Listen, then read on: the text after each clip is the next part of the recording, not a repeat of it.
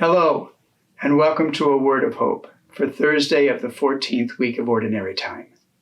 Today I want to do something a little different. I actually want to share the first reading with you from the prophet Hosea.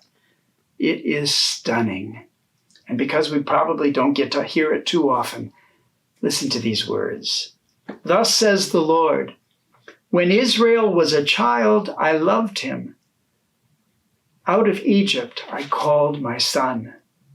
The more I called them, the farther they went from me, sacrificing to the Baals and burning incense to idols.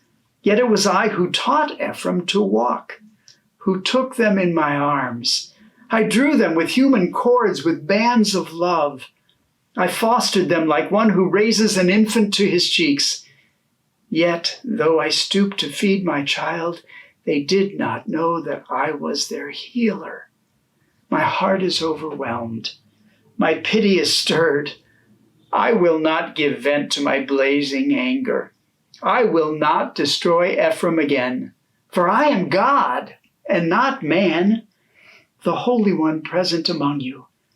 I will not let the flames consume you. The word of the Lord. Isn't that gorgeous? Isn't that beautiful? It is profoundly comforting for us to hear those words of compassion and mercy of God. His mercy and compassion are unbounded. And I thought, besides God's mercy toward Israel and toward us, as many times as we sin, as many times as we fail, there are real-life examples of that same unbounded mercy and compassion. I've seen it in parents who have struggled with their children addicted to drugs, struggled to keep loving them and making sure they still knew they had their children and that they still had parents who loved them.